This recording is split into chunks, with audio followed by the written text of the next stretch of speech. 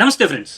1947లో మేము మీతో కలిసి ఉండలేం, మాకంటూ ఒక సపరేట్ ఐడెంటిటీ కావాలి అంటూ హిందూ సంస్కృతికి ఆమడ దూరం వెళ్లిపోయి కేవలం ఒక ఐడియాలజీ మీద పుట్టుకొచ్చిన దేశం ఇవాళ చేస్తున్న పనులు చూస్తుంటే ఎవరికైనా నవ్వురాక మానదు. దశాబ్దాల పాటు హిందూ ఆచారాలను తిరస్కరిస్తూ వచ్చిన అదే పాకిస్తాన్ ఇప్పుడు టూ నేషన్ థియరీని అటకెక్కించి మరీ ప్రతి విషయంలోనూ ఇండియాను కాపీ కొట్టడం ఒక వింతైతే క్వైదీ ఆజాం యూనివర్సిటీలో గ్రాండ్ గా హోలీ సెలబ్రేట్ చేసుకోవడం మరో వింతగా చెప్పొచ్చు. These are holy celebrations in Pakistan. Some university students held the biggest holy event at the Quaid-e-Azam University in Islamabad. అసలు తమకంటూ ఒక 1000 ఏళ్ల నాగరికత లేకపోయేసరికి వచ్చిన ఐడెంటిటీ క్రైసిస్ ఇది అని క్లియర్ గా అర్థమవుతుంది. అంటే దశాబ్దాలుగా ఏ సంస్కృతినైతే అసహించుకున్నారో अंशा थी कि अक्सा थी तो वो टीवी के सामने स्टार प्लस चल रहा था और वो इंडियन ड्रामों में क्या होता है थाली लेके यूं यूं करके क्या कहते हैं उसको पता नहीं आरती पता नहीं क्या वो यूं कर रही टीवी के सामने खड़े हो गए तो मैंने यूं करके देखा तो मैं पता नहीं क्या हुआ कि मैंने यूं करके दीवार के अंदर ही टीवी कर दिया. ఇవాళ అదే కల్చర్ పై ఈ సడన్ ప్రేమ వెనుక ఉన్న అసలు సీక్రెట్ ఏంటి? ఇది వాళ్ళ రూట్స్ కి వాళ్ళు చేరువవ్వడమా, లేక లోపల ఉన్న గందరగోళాన్ని కవర్ చేసుకోవడానికి చేస్తున్న ఒక బిగ్ స్ట్రాటజీనా? ఉపరితలంపై కనిపిస్తున్న ఈ కల్చరల్ కాపీ పేస్ట్ వెనుక ఉన్న అసలు సైకాలజీని ఈ వీడియోలో లోతుగా పోస్ట్ మార్టం చేద్దాం. ఫ్రెండ్స్, మన ఛానల్లో ఇక మీదట ఇలాంటి strong facts, shocking stories, ground reality explain చేసే జియో పొలిటికల్ వీడియోస్ రెగ్యులర్ గా మీ ముందుకి వస్తూనే ఉంటాయి. ఇంపార్టెంట్ పాయింట్స్ అన్ని సెకండ్ హాఫ్ లోనే ఉంటాయి. అందుకని ఈ వీడియోని స్కిప్ చేయకుండా చివరి వరకు చూడండి. ఇంకా మన ఛానల్ కు సబ్స్క్రైబ్ చేయని వాళ్ళు ఉంటే ఇప్పుడే సబ్స్క్రైబ్ చేసుకోండి. పక్కనే ఉన్న బెల్ ఐకాన్ ని ప్రెస్ చేసి నోటిఫికేషన్ ని ఆన్ లో పెట్టుకోండి. ఈ వీడియో మీకు నచ్చితే ఒక లైక్ చేయండి. మీ ఫ్రెండ్స్ అండ్ ఫ్యామిలీస్ కి షేర్ చేయడం మర్చిపోకండి. మీరిచ్చే ఈ చిన్న సపోర్ట్ మన ఛానల్ ని ముందుకు నడిపిస్తుంది. ఇక ఆలస్యం చేయకుండా వీడియోలోకి వెళ్ళిపోదాం. పాకిస్తాన్ హిందూ సంస్కృతిపై చూపిస్తున్న ఈ సడన్ లవ్ వెనక్కి ఉన్న సీక్రెట్ అర్థం చేసుకోవాలంటే ముందు ఆ దేశం యొక్క సైకాలజీ ఏంటో క్లియర్ గా తెలియాలి. 1947లో ఇండియా నుండి విడిపోయి పాకిస్తాన్ ఏర్పడినప్పుడు దానికి 1000 ఏళ్ల నాటి ఒక సివిలైజేషన్ గానీ, ఒక స్ట్రాంగ్ హిస్టరీ బేస్ గానీ లేవు. అది కేవలం ఒక ఐడియా మీద పుట్టుకొచ్చిన దేశం మాత్రమే. ఆ ఐడియా మరేంటో కాదు, హిందువులు ముస్లింలు ఎప్పటికీ కలిసి ఉండలేరు, ఇద్దరిది వేరు దారి అని నమ్మే టూ నేషన్ థియరీ. అసలు మా ఐడెంటిటీయే వేరు, మాకు మీతో సంబంధమే లేదు అని ఆ రోజు గట్టిగా వాదించి విడిపోయిన దేశం ఇవాళ తన సొంత ఉనికిని వెతుక్కునే క్రమంలో తీవ్రమైన ఐడెంటిటీ క్రైసిస్ లో కొట్టుమిట్టాడుతుంది. ఇప్పుడు ఒక సింపుల్ లాజిక్ అర్థం చేసుకోండి. ఏ దేశమైనా కేవలం ఒక మతపరమైన ఆలోచన మీద నిలబడాలి అనుకున్నప్పుడు దానికి సొంతంగా ఒక సివిలైజేషన్ హిస్టరీ అనేది లేకపోతే అసలు ప్రాబ్లం మొదలవుతుంది. సరిగ్గా అదే ఐడెంటిటీ క్రైసిస్ పాకిస్తాన్ విషయంలో కూడా జరిగింది. 1947 తర్వాత తన ఉనికిని చాటుకోవడానికి పాకిస్తాన్ పడరాని పాట్లు పడింది. ఎందుకంటే ఆ దేశం ఏర్పడిన ప్రాంతంలో పంజాబీలు, సింధీలు, బలూచ్లు, పష్తూన్లు, బెంగాలీలు ఇలా రకరకాల గ్రూపులు ఉండేవారు. వీళ్ళందరికీ 1000 ఏళ్ల నాటి సొంత భాషలు, లోకల్ ట్రెడిషన్, ఒక స్ట్రాంగ్ కల్చర్ ఆల్రెడీ ఉన్నాయి. కానీ కొత్తగా పుట్టిన పాకిస్తాన్ మాత్రం కేవలం ఇస్లాం అనే ఒకే ఒక్క ఐడెంటిటీ చుట్టూ తిరగాలని ఫిక్స్ అయిపోయింది. ఇక్కడ మతం వల్ల సమస్య రాలేదు, కానీ ఆ మతం పేరుతో అక్కడున్న లోకల్ కల్చర్స్ ని, లాంగ్వేజెస్ ని పూర్తిగా ఇగ్నోర్ చేసేసరికి అసలు కథ మొదలైంది. ఉదాహరణకి 1948లో ఎవరికీ అర్థం కాని ఉర్దూని తీసుకెళ్లి నేషనల్ లాంగ్వేజ్ అని నెత్తిన పెట్టారు. వాస్తవానికి అక్కడ మెజారిటీ ప్రజలు మాట్లాడేది పంజాబీ, కానీ వాళ్ళకి మాత్రం అస్సలు సంబంధం లేని లాంగ్వేజ్ ని రుద్దేసరికి ఆ గందరగోళం కాస్త ఒక పెద్ద ఐడెంటిటీ మెస్ లా తయారైంది.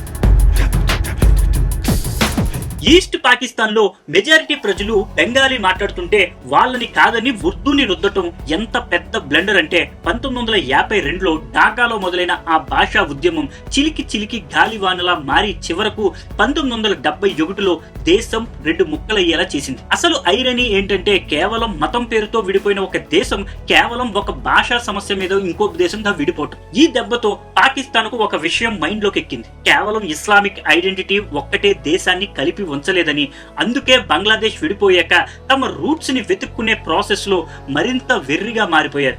ఎలాగంటే తమ హిస్టరీ బుక్స్ లో పాకిస్తాన్ పుట్టుకను 712లో మహమ్మద్ బిన్ కాసిం సింధుపై చేసిన దాడితో ముడిపెట్టారు. అంటే ఈ గడ్డ మీద ఉన్న 1000 ఏళ్ల హిందూ బౌద్ధ నాగరికతను తుడిచేసి తమని తాము ఒక అరబ్ ఇన్వేషన్ వారసులుగా ప్రొజెక్ట్ చేసుకోవడానికి తెగ ట్రై చేశారు. ఈ అరబ్ వ్యామోహం ఏ స్థాయికి వెళ్ళిందంటే 1977లో జియా ఉల్ హక్ టైంలో అరబ్ ఇస్లామీకరణ అఫీషియల్ పాలసీగా మార్చేసి షరియా కోర్టులు పెట్టి దేశాన్ని ఒక ఇరుకైన ఐడెంటిటీలోకి నెట్టేశారు. సింపుల్ గా చెప్పాలంటే తమ ఒరిజినల్ ముఖాన్ని చూసుకోవటానికి భయపడి అరబ్ ముసుగు వేసుకోవటానికి పాకిస్తాన్ పడ్డ తపన అంతా ఇంతా కాదు. 1973 ఆయిల్ క్రైసిస్ పుణ్యమా అని సౌదీ అరేబియా దగ్గర నోట్ల కట్టలు వచ్చి పడ్డాయి. అటు 1979 ఆఫ్ఘనిస్తాన్ వార్ మొదలయ్యాక ఆ సౌదీ పెట్రో డాలర్స్ కాస్త పాకిస్తానీ మదర్సాలకు వరదలా ప్రవహించాయి. 2000 సంవత్సరం వచ్చేసరికి అధికారికంగా 13,000, అనధికారికంగా అయితే ఏకంగా 30,000కి పైగా మదర్సాల్లో లక్షలాది మంది పిల్లలకు ఒకే రకమైన మైండ్ సెట్ ను నూరిపోశారు. ఆ ప్రభావం ఎంతలా ఉందంటే పాకిస్తానీలు తమ సొంత మూలాలను మరిచిపోయి అరబ్ కల్చర్ ని కాపీ కొట్టడం ఒక క్రేజీ ట్రెండ్ లా మార్చేశారు. తరతరాలుగా వాడుతున్న ఖుదా ఆఫీజ్ ని పక్కన పెట్టి అరబిక్ టచ్ కోసం అల్లా ఆఫీజ్ అనడం మొదలు పెట్టారు. పేర్లు వెనక సయ్యద్, కురేషి వంటి ట్యాగులు ఉంటేనే అది ఒక రాయల్ స్టేటస్ అన్నట్టు బిల్డప్ ఇచ్చేవారు. పాపం పంజాబీ యాసలో ఉండే ఆ కమ్మదనాన్ని చంపేసి బలవంతంగా అరబిక్ ఉచ్చారణతో మాట్లాడడానికి వాళ్ళు పడ్డ తంటాలు చూస్తే నిజంగా జాలేస్తుంది. నిజంగా ఈ అరబ్ వ్యామోహం ఎంత విడ్డూరమైన స్థాయికి వెళ్ళిందంటే అరబిక్ లో పా అనే అక్షరం పలకలేరు కాబట్టి పాకిస్తాన్ ని పాకిస్తాన్ అని, పంజాబ్ ని పంజాబ్ అని పిలవటం మొదలు పెట్టారు. అంతటితో ఆగకుండా 1990లో పాకిస్తాన్ ను చూడడానికి కూడా అరబ్ దేశంలా మార్చేయాలని వేల సంఖ్యలో ఖర్జూర చెట్లను దిగుమతి చేసుకున్నారు. అప్పట్లోనే ఒక్కో చెట్టుకు దాదాపు 25,000 రూపాయలు ఖర్చు పెట్టారంటే అర్థం చేసుకోండి. కానీ పాపం ఆ దేశ ఎకానమీ లాగే ఆ చెట్లు కూడా అక్కడి నేలల్లో బ్రతకలేకపోయాయి. తమ సొంత గడ్డ మీద పుట్టిన వీరుల కంటే దాడులు చేయడానికి వచ్చిన మహమ్మద్ బిన్ కాసిం, మహమ్మద్ గజనీ, బాబర్ వంటి విదేశీయులను తమ నేషనల్ హీరోలుగా నెత్తిన పెట్టుకున్నారు. ఇదంతా దేనికి సంకేతం?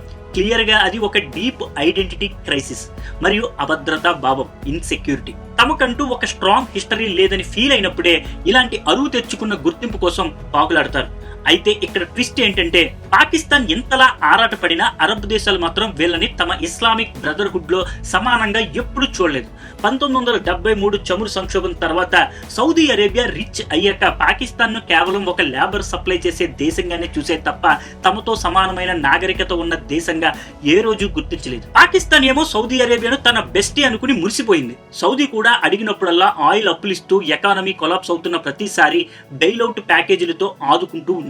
దీనికి ప్రతిగా పాకిస్తాన్ తన మిలిటరీ ట్రైనర్లను, ఆఫీసర్లను సౌదీకి పంపి తన కృతజ్ఞత చాటుకుంది. ఇక ఆఫ్ఘన్ యుద్ధం టైంలో అయితే సౌదీ నుంచి వచ్చే ఫండ్స్ పాకిస్తాన్ మీదుగానే వెళ్లేవి కాబట్టి ఆ టైంలో వీళ్ళ ఇస్లామిక్ ఐక్యత చూసి లోకమంతా షాక్ అయింది. కానీ అసలు సినిమా ఇక్కడే మొదలైంది.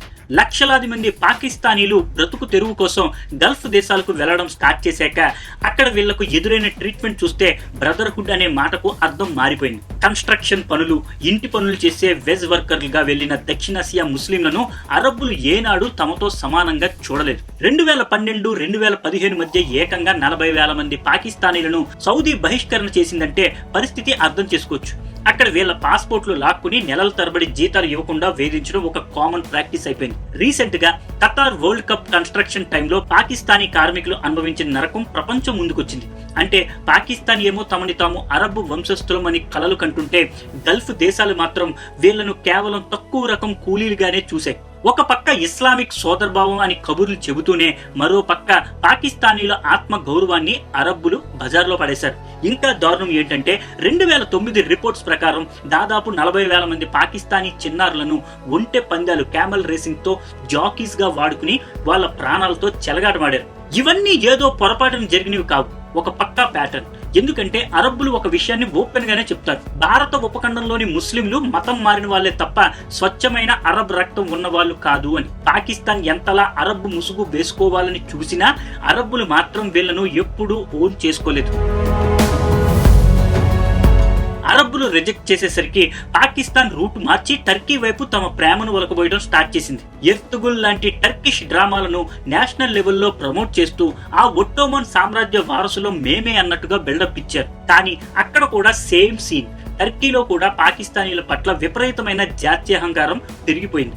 సోషల్ మీడియాలో గెట్అవుట్ పాకిస్తానీస్ అనే ట్యాగులు ట్రెండ్ అయ్యే స్థాయికి పరిస్థితి వచ్చిందంటే అర్థం చేసుకోండి. వీళ్ళ కలలు కన్నా ఆ ముస్లిం ముస్లిం అందరూ ఒకటే అనే భావన వీళ్లకు కనీస గౌరవాన్ని కూడా ఇవ్వలేకపోయింది. ఒక రకంగా చెప్పాలంటే అరబ్బులు వద్దన్నారు, టర్కీ వాళ్ళు పొమ్మన్నారు. అసలు విషయం ఏంటంటే ఈ ఇస్లామిక్ ఉమ్మా అనే కాన్సెప్ట్ వినడానికి బానే ఉంటుంది కానీ గ్రౌండ్ రియాలిటీ మాత్రం దానికి పూర్తి భిన్నంగా ఉంటుంది. పాకిస్తాన్ ఏ దేశం దగ్గరికి అయితే వెళ్లి ప్లీజ్ మీ ఐడెంటిటీని మాకు అప్పుగా ఇవ్వండి అని అడుక్కుంటుందో ఆ అరబ్ దేశాలు, టర్కీలు అన్ని వీళ్ళని గెంటేసి తమ అసలు రంగు చూపించాయి. ఇప్పుడు పాకిస్తాన్ కి అర్థమైంది ఏంటంటే ఎన్ని దేశాలు తిరిగినా, ఎన్ని ముసుగులు వేసుకున్నా చివరకు స్వదేశానికి తిరిగి రాక తప్పదని.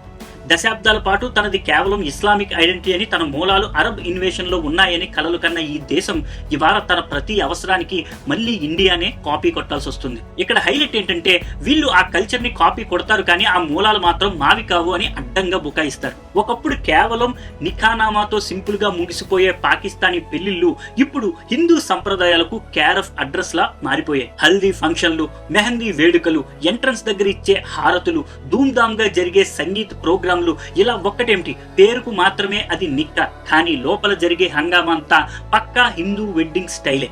ఎంత తిట్టినా ఎంత కాదనుకున్నా రక్తం పంచుకుని పుట్టిన ఆ భారతీయ మూలాలను వదిలించుకోవటం ఎవరికీ సాధ్యం కాదని పాకిస్తాన్కి ఇప్పుడు బాగా అర్థమవుతోంది. అక్కడ ఇప్పుడు బుర్కాల కంటే ఎక్కువగా మెరిసిపోయే చీరలు, డిజైనర్ లెహంగాలు రాజ్యం వెళ్తున్నాయి. ఆ వెడ్డింగ్ స్టేజ్ డెకరేషన్ దగ్గర నుండి పెళ్లి కూతురు ఎంట్రీ వరకు ప్రతి ఫ్రేమ్ లోనూ పక్కాగా మన ఇండియన్ స్టైల్ కనిపిస్తుంది. ఇంకా విచిత్రం ఏంటంటే పెళ్లి కొడుకు, పెళ్లి కూతురు ఒకరికొకరు దండలు వేసుకోవటం, దాన్ని మన ఇండియాలో వరమాల అంటారు. అంతేకాదు దుర్గాదేవి ఆరాధనలో భాగంగా చేసే గర్బా డాన్సులు ఇప్పుడు పాకిస్తానీ పెళ్లిల్లో కామన్ అయిపోయాయి. పెళ్లి అయ్యాక ఉంగరాన్ని వెతికే ఆటలు కూడా ఆడుతున్నారు. గుర్తుంచుకోండి, ఇవేవి అటు అరబ్ కల్చర్ లో గానీ ఇటు ఇస్లామిక్ సంప్రదాయాల్లో గానీ ఎక్కడా లేవు. ఇవన్నీ పక్కాగా హిందూ కల్చర్ మూలాలు. కేవలం పెళ్లిళ్లే కాదు, పండుగల విషయంలోనూ ఇదే సీన్. ఒకప్పుడు చాలా తక్కువ మంది జరుపుకునే హిందూ పండుగ బసంత్ ఇప్పుడు పాకిస్తాన్ అంతటా ఒక రేంజ్ లో సెలబ్రేట్ చేసుకుంటున్నారు. గత ఏడాది కిందట హోలీ వేడుకల గురించి అయితే చెప్పక్కర్లేదు. పెద్ద పెద్ద యూనివర్సిటీల్లో విద్యార్థులు రంగుల్లో మునిగి తేలారు. ఇప్పుడు ఈ ట్రెండ్ కేవలం ధనిక వర్గాలకే పరిమితం కాలేదు. పాకిస్తాన్ లోని మిడిల్ క్లాస్ కుటుంబాలు కూడా ఇదే ఫార్మాట్ ను పిచ్చగా ఫాలో అవుతున్నాయి. అయితే ఇక్కడే అసలైన ట్విస్ట్ ఉంది. కొందరు పాకిస్తానీ మేధావులు ఈ హిందూ ఆచారాలను పాటిస్తూనే ఒక వింత లాజిక్ తీస్తున్నారు. అదేంటంటే ఇవన్నీ మా లోకల్ కల్చరే, దీనికి ఇండియాకి అసలు సంబంధమే లేదు అని బుకాయించడం. తరతరాలుగా వస్తున్న హిందూ మూలాలున్న ఆచారాలను, పండుగలను ఇప్పుడు తెలుగుగా సింధీ సంస్కృతి అనో లేకపోతే ఇండస్ వ్యాలీ హెరిటేజ్ అనే పేరు మార్చి రీబ్రాండ్ చేసేస్తున్నారు. ఇవి హిందూ కల్చర్ అని ఒప్పుకోవటానికి వాళ్ళకి ఈగో అడ్డొస్తుంది. అంటే వాళ్ళ ప్లాన్ ఏంటంటే హిందూ ఆచారాలన్నీ కావాలి కానీ ఆ క్రెడిట్ మాత్రం భారత్ కి ఇవ్వకూడదు. దీన్నే కాపీ పేస్ట్ విత్ రీబ్రాండింగ్ అంటారు. ఎప్పుడైతే ఒక దేశానికి బలమైన చరిత్ర ఉండదో అప్పుడు పక్కవాడి హిస్టరీని దొంగలించి తనది అనుకోవడమే దానికి మిగిలిన దారి. అందుకే వినోదం, క్రికెట్, మ్యారేజెస్, పాటలు, చివరికి టీవీ షోలు ఇలా ఏ రంగం తీసుకున్నా పాకిస్తాన్ కు బెంచ్ మార్క్ మాత్రం ఎప్పుడు భారతదేశమే. వాళ్ళు ఎంతగా విడిపోవాలని చూసినా వాళ్ళ ప్రతి ఆలోచనకు రిఫరెన్స్ పాయింట్ మాత్రం మళ్ళీ ఇండియానే అవడం ఒక విధి వైపరీత్యం. ఇప్పుడు అసలు ప్రశ్న ఏంటంటే పాకిస్తాన్ తనకంటూ ఒక నిజమైన ఐడెంటిటీని ఎప్పటికైనా క్రియేట్ చేసుకోగలదా, లేక ఇలాగే జీవితాంతం పక్కవాడి సంస్కృతిని దొంగిలిస్తూ ఆ ఐడెంటిటీ క్రైసిస్ లోనే బతికేస్తుందా? ఈ విషయాన్ని చాలా బేసిక్ లెవెల్ నుండి అర్థం చేసుకోవాలి.